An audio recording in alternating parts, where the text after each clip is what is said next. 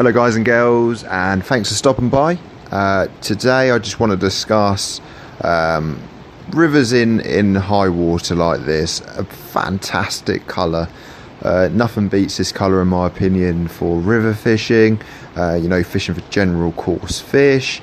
Fantastic conditions. Now experienced anglers might be wanting for the river to drop somewhat, but I believe this is, if not the best river condition, certainly a close second to a falling river. So I just want to say to the subscribers, thanks for stopping by once again. Really appreciate the support, being part of the More Fish Mission team. If you're not a subscriber yet, well, welcome, and thanks for stopping by. Let's discuss this river. So where am I? I'm on my local river, and don't panic guys and girls, I haven't got legs of steel. I'm still joking aside, I'm standing on a bridge overlooking obviously a hard pushing river. Behind me, you may have seen the short, there is a sluice, which is generally just sort of a trickle, bit of a waterfall effect coming over, but it's really pushing over there now, creating that lovely, rich oxygenated water that you can see, especially in the central part of this river.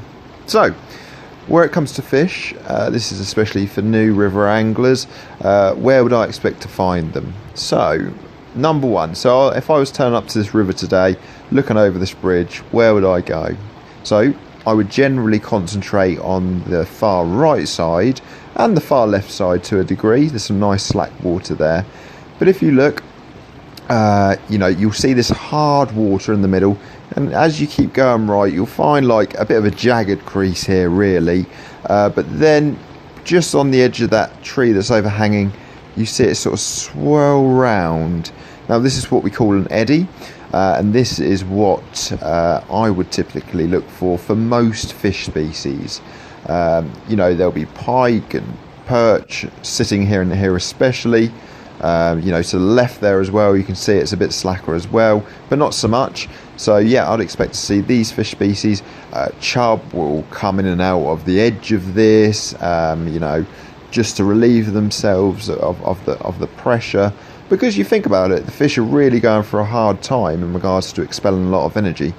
This is where we come into our game really as anglers, because the fish are going to be hungry. They've got a lot, I know fish are constantly moving in rivers anyway, but there's going to be a lot more energy expelled, and to you anglers that love fishing rivers but wait for it to drop a bit more, I ask yourself a question: are you missing a trick here?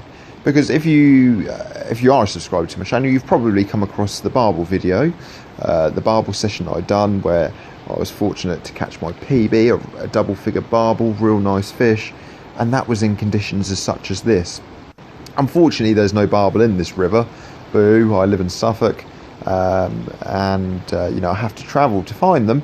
However, if there were barbel in here, I'd be looking right down to the bottom part of that river and looking for a nice, clean sort of V in the, somewhere along the river. That's where barbel love to group up and patrol. Their streamlined bodies are well adapted to real hard pushing rivers like this. I mean, in the Y, this is what you'd be seeing generally anyway, bar the colour.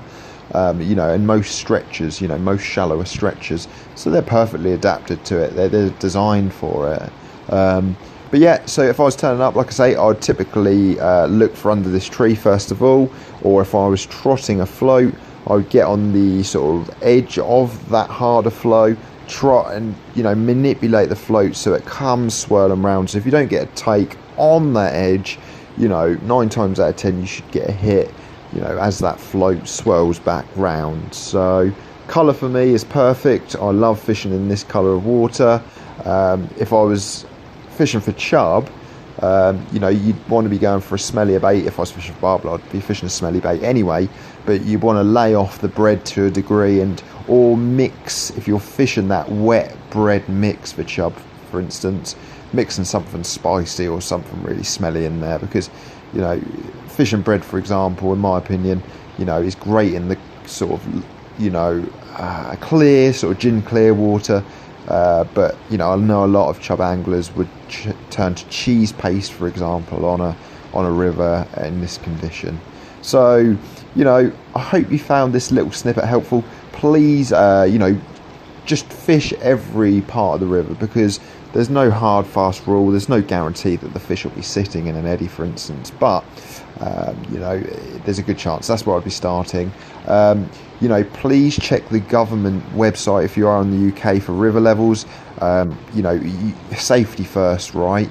You know, rivers can be unpredictable. It might not be raining here, say if I was fishing here, but further up, you know, it could be raining, and in a swollen river that's quite shallow, you know, that could really push up quick. And you can see there, you haven't got much escape. You know, you go onto that field to the left, but you know, you're going to be in water very quickly. So please check the government UK website. They'll show you river states and how it's acting. I'll put a link in the description. But like I say, if you've never fished river conditions like this, give it a go. You know, the date I'm filming this, we haven't got long of the fishing season left until close season for 2 months. So make the most of it, guys and girls. Hope you found this helpful.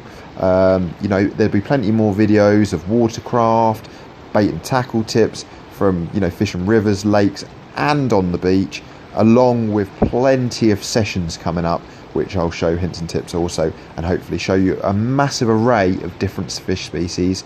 So really appreciate your time, guys. Like I say, I hope you found this helpful, and tight lines on this next session.